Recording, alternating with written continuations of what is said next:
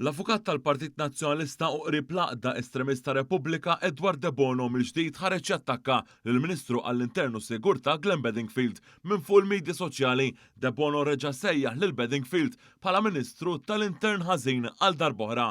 Fil-fatt din ma kienx l-ewwel darba li l-avukat li spiss jispara bla doċċ kontra l-Gvern u dawk affiljati mal-Partit Laburista attakka lill-Ministru wara li ftit tal-ġimgħat ilu fuq in-net kien qal l-istess kliem dwaru.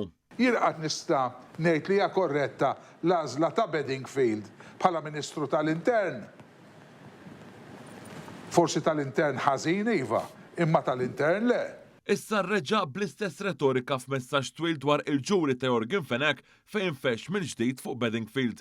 L-attakk tiegħu ikompli ma' dak li għamlu fl-aħħar ġimgħat tal-Għaqda Repubblika u l-fazzjoni estremista nazzjonalista wara li f'kampanja elettorali sħiħa ta' 30 ta' Mejju li għadda baqgħu kompletament siekta.